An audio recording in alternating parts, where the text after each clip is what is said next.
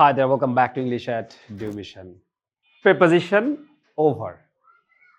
কোনো কিছুর উপরে কোনো কিছুর অবস্থান, সময়কাল, কোনো কিছু এক প্রান্ত থেকে অন্য প্রান্ত, কোনো কিছুর পরিসমাপ্তি, ভিন্ন ভিন্ন অর্থে আমরা ওভার ব্যবহার করে থাকি।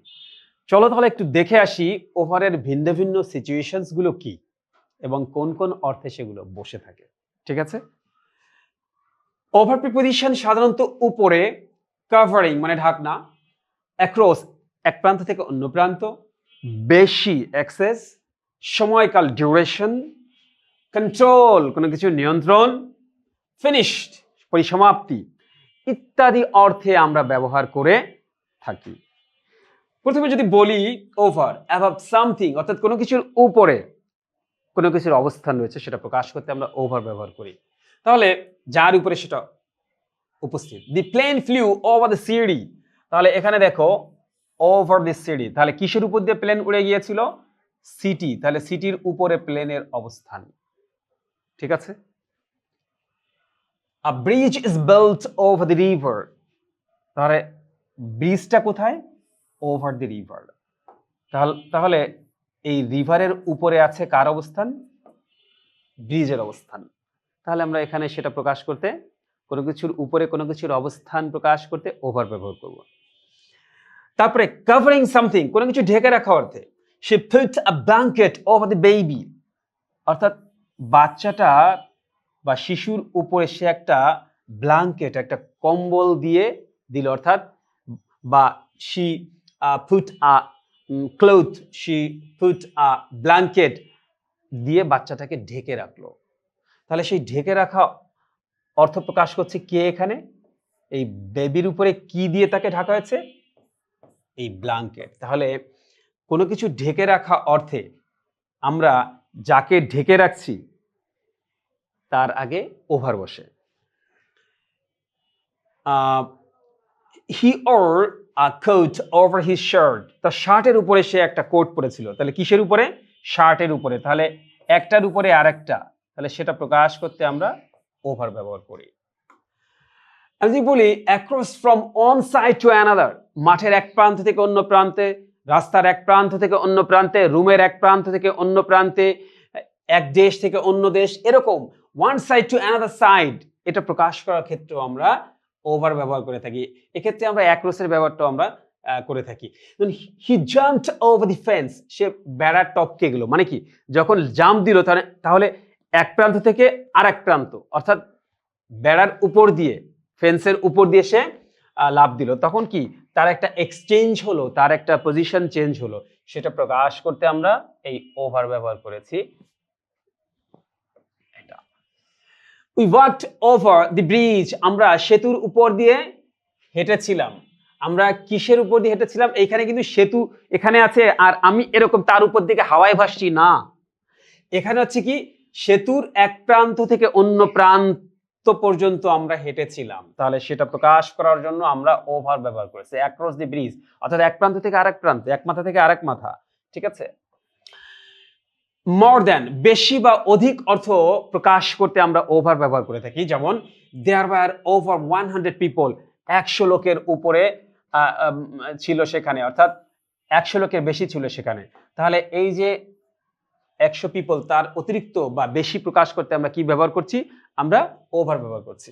তারপরে he is over 50 years old, সে 50 বছরের বেশি, তার বয়স কত? 50-এর বেশি। তাহলে এই যে ওভারটা ব্যবহার করেছি সেই ওভারটা হচ্ছে এক্সেস, অর্থাৎ 50-এরও বেশি। During a period of time, কোনো সময়ের অবস্থান বা সময়কাল প্রকাশ করার ক্ষেত্রে উই টকড ওভার ডিনার, অর্থাৎ আমরা রাতের খাবারের সময় কথা বলেছিলাম। ওভার ডিনার, এখন তুমি বলতে বলেছো আমরা ডিনারের উপরে কথা বলেছিলাম। নো, আমরা ডিনার খাচ্ছিলাম, সেই ডিনার চলাকালীন সময়ে আমরা কথা বলেছিলাম, তাহলে সেই সময় প্রকাশ করতে আমরা ওভার ব্যবহার করে থাকি। Things changed over the years, এখানে একটা জিনিস খেয়াল করো, ওভার দ্য ইয়ার্স বছরের পর বছর অনেক কিছু বদলে গেছে, ঘটনা জিনিসপাতি সবকিছু চেঞ্জ হয়ে গেছে, সেই সময়কালকে প্রকাশ করতে আমরা কি করেছি? ওভার ব্যবহার করেছি। আর এই যে সেটা টাইম। এবার দেখো কন্ট্রোল অর অথরিটি, অর্থাৎ কোনো কিছু নিয়ন্ত্রণ, বা দখল সেটা প্রকাশ করার জন্য আমরা ওভার ব্যবহার করে থাকি। He has power over others, অন্যদের উপরে তার নিয়ন্ত্রণ বা তার দখল বা তার হেডামগিরি আছে, তার ক্ষমতা আছে, তাহলে সেটা প্রকাশ করার জন্য আমরা ওভার ব্যবহার করে থাকি। ঠিক আছে, তাহলে এখানে সেটা আমরা করেছি আদার্সদের উপরে পাওয়ার বা কন্ট্রোল বা অথরিটি সেটা প্রকাশ করার জন্য আমরা ওভার ব্যবহার করতে পারি। She has control over the project, অর্থাৎ প্রকল্পের উপরে তার যথেষ্ট নিয়ন্ত্রণ বা তার যথেষ্ট পাওয়ার রয়েছে, ক্ষমতা রয়েছে, প্রকল্প কোনো একটা প্রকল্প, তাহলে সেক্ষেত্রে আমরা এই প্রজেক্ট বা এই প্রকল্পের পূর্বে পাওয়ার বা কন্ট্রোল হেডামগিরি দেখানোর জন্য আমরা ওভার ব্যবহার করে থাকি। বা আবার বলতে পারি he has no control over his son, তার ছেলের উপরে তার কোনো কন্ট্রোল নেই, তার মানে কি তার কোনো দখল বা তার পাওয়ার বা অথরিটি নেই বা কন্ট্রোল নেই। ওভার ফিনিশড অর এন্ডেড, শেষ হয়ে গেছে কোনো কিছু, গেম ইজ ওভার, খেলা শেষ, and his life is over, তার জীবন শেষ। ঠিক আছে, তাহলে সেটা প্রকাশ করতেও আমরা ওভার ব্যবহার করে থাকি। তাহলে এখানে এই ওভারটা কিন্তু অ্যাডজেক্টিভ যেটা গেমকে মডিফাই করেছে।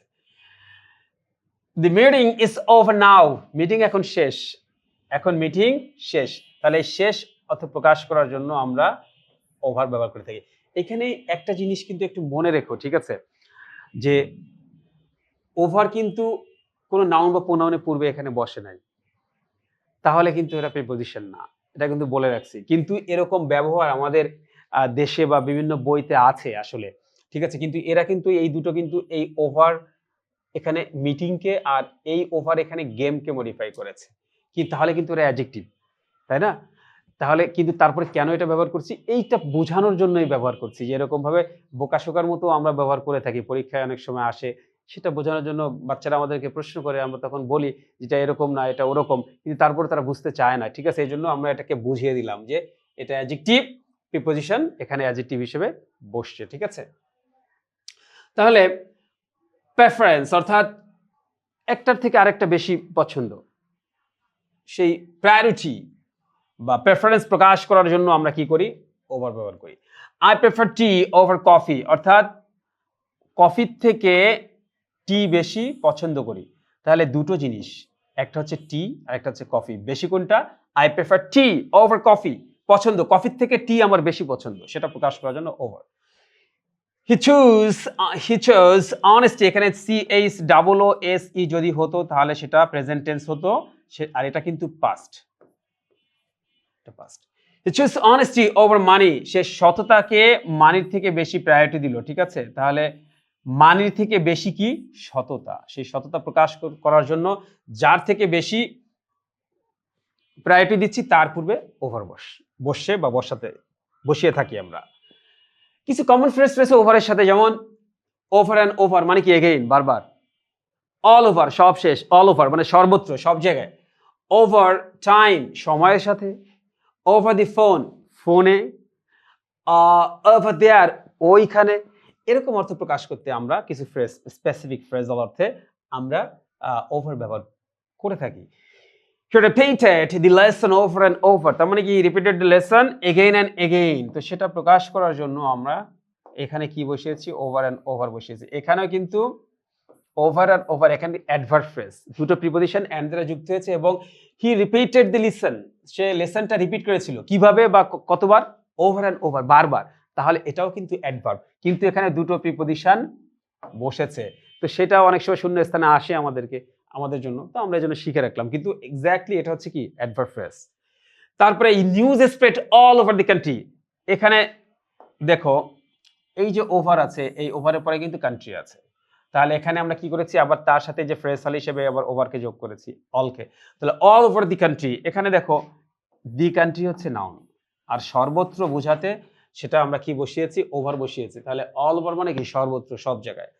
আবার দেখো here Bangladesh refers to a country, এখানে বাংলাদেশ বলতে একটা দেশকে বোঝায়, তাহলে এখানে দেখো টু আ কান্ট্রি, তাহলে বা এখানে একটা মিসিং আছে, ঠিক আছে, এখানে একটা মিসিং আছে, এটা এই সেন্টেন্সের সাথে এখানে আসবে না। ঠিক আছে, তাহলে আমরা কি করলাম, এখানে ফ্রেজাল অর্থে আমরা এই ওভারের ব্যবহার পেয়ে থাকি, যেটা এখানে দেওয়া আছে। নেক্সটে আছে over movement above and beyond, উপরে দিয়ে পার হওয়া, মানে মুভমেন্ট, গতি, যেমন the bird flew over my head, আমার মাথার উপর দিয়ে পাখি উড়ে গেল, তার মানে কি পাখির কিন্তু মুভমেন্ট হচ্ছে। তাহলে আমার মাথার উপর দিয়ে কোনো কিছুর মুভমেন্ট হচ্ছে সেটা প্রকাশ করার জন্য যার উপর দিয়ে মুভমেন্ট হচ্ছে তার পূর্বে আমরা ওভার বসাবো। তাহলে এখানে ওভার মাই হেড, আমার মাথার উপর দিয়ে, মুভমেন্টটা কোথায় হচ্ছে? মাথার উপর দিয়ে প্লেন যাচ্ছে, গাড়ি যাচ্ছে, ঠিক আছে, মেঘ উড়ে যাচ্ছে, সবকিছু ওভার। তারপরে দেখো the ball went over the wall, অর্থাৎ এখানে দেখো ওভার দি ওয়াল মানে কি ওয়াল টপকায়, দেওয়াল টপকায় ওই পারে চলে গেছে, তাহলে মুভমেন্ট হচ্ছে ওয়ালের উপর দিয়ে গেছে, তার মানে গতি বা মুভমেন্ট। এক্সামিনেশন অর চেকিং, কোনো কিছু স্ক্রুটিনাইজ করা বা কোনো কিছু চেক করা, কোনো কিছু খুঁটিয়ে দেখা অর্থেও আমরা ওভার ব্যবহার করে থাকি। যেমন please look over this report, এখানে একটা মজার বিষয়, আমরা পরে সেটা দেখবো। লুক ওভার মানে হচ্ছে কি ভালোভাবে কোনো কিছু দেখে নেওয়া, এটা হচ্ছে একটা গ্রুপ ভার্ব, অর্থাৎ যে ভার্বের সাথে ভিন্ন ভিন্ন প্রিপোজিশন যুক্ত হওয়ার কারণে ভিন্ন ভিন্ন অর্থ প্রকাশ করে। সেরকম একটা ভার্ব হচ্ছে look over, look at, look into, look through, ঠিক আছে, লুক অ্যারাউন্ড, ঠিক আছে, লুক ডাউন আপন, অনেক কিছু আছে, আমরা পরে নিয়ে আলোচনা করব। তাহলে লুক ওভার দিস রিপোর্ট, তাহলে দিস রিপোর্টটাকে ভালো করে দেখে নিল, সেই ভালোভাবে কোনো কিছু স্ক্রুটিনাইজ করা বা চেক করা বা এক্সামাইন করা, সেটা প্রকাশ করতে আমরা যাকে এক্সামাইন করছি তার পূর্বে ওভার বসিয়েছি।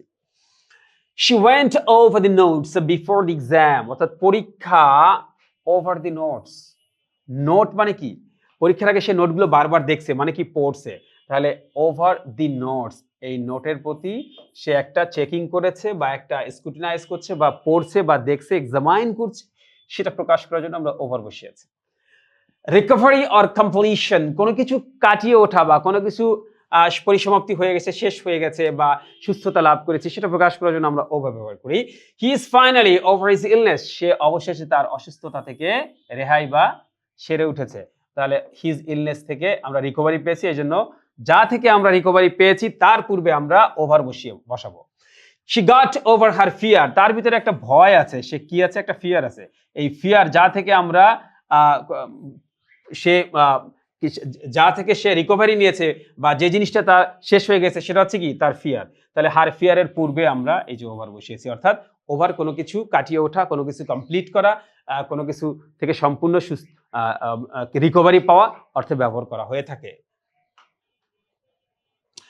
ডিসকাশন অ্যাবাউট, কোনো বিষয় নিয়ে কোনো একটা আলোচনা হতে পারে, কোনো একটা বিষয়ের উপর, সেটা প্রকাশ করতে আমরা ওভার ব্যবহার করে থাকি স্যার। যেমন দে আর্গুড ওভার মানি, তাদের আলোচনার বিষয় কি? টাকা। তাহলে মানির উপরে তারা ডিসকাশন করেছিল, তাহলে ওভার মানি তার মানে কি অন মানি, কোনো বিষয়। We talked over the problem, সমস্যাটা হচ্ছে একটা বিষয়, সেই বিষয়ের উপরে আমরা আলোচনা করেছিলাম, সেই বিষয়ে ডিসকাশন করেছিলাম, সেটা প্রকাশ করতে আমরা এই প্রবলেমের আগে ডিসকাশন অর্থে ওভার ব্যবহার করি। আবার রেপিটিশন, অর্থাৎ বারবার কোনো কিছু হয়েছে বা ঘটেছে বা ঘটে, সেটা প্রকাশ করার জন্য আমরা ওভার ব্যবহার করি। যেমন read the lesson over again, আরেকবার, বারবার লেসনটা পড়ো, সেটা প্রকাশ করতেও আমরা ওভার বসিয়েছি। আবার কি করেছি দেখো, যে think it over before deciding, কোনো সিদ্ধান্ত নেওয়ার আগে আরেকবার, পুনরায়, মানে কি বারবার, থিঙ্ক ওভার মানে কি এগেইন এন্ড এগেইন, বারবার মানে রিপিটেডলি চিন্তা করো, তাহলে over before discussion. Over through out an area, পুরো একটা এলাকা জুড়ে, যেমন snow fail over the mountains, মানে মাউন্টেন্স যেগুলো আছে, পাহাড় যেগুলো আছে, সব পাহাড়ের পুরো এলাকা জুড়ে কি করেছে? বিস্তার লাভ করেছে বা পড়েছে, সেটা কি? স্নো, অর্থাৎ পাহাড় জুড়ে তুষার পড়েছে, তাহলে সমগ্র এরিয়া জুড়ে, সেটা প্রকাশ করতে আমরা ওভার বসিয়েছি। যে স্থান, সমগ্র যে স্থান জুড়ে কোনো কিছুর অবস্থান বা ছড়িয়ে পড়ে তার উপরে ওভার বসিয়েছি। Darkness spread over the village, অর্থাৎ গ্রামের উপরে ডার্কনেস ছড়িয়ে পড়েছে, তাহলে সমগ্র গ্রাম, এই জন্য over. Common advance phrases with over, এগুলো খুবই কমন, এই ফ্রেজের সাথে ওভার বসবেই। যেমন ওভার দি ইয়ার্স, বছরের পর বছর, ওভার অ্যান্ড অ্যাবাভ, অতিরিক্ত এক্সেস, ওভার দি মুন, খুবই আনন্দিত, ওভার মাই ডেড বডি, ওভার মাই ডেড বডি, কখনোই না, নেভার, এই অর্থে ওভার মাই ডেড বডি বসে।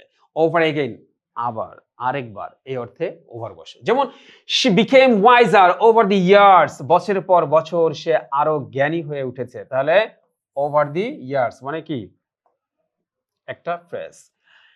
হি ওয়াজ ওভার দি মুন, সে অনেক আনন্দিত হয়েছিল, আফটার উইনিং, জেতার পরে, জয়লাভ করার পরে। তাহলে এরকম অর্থ আমরা কি বসাই?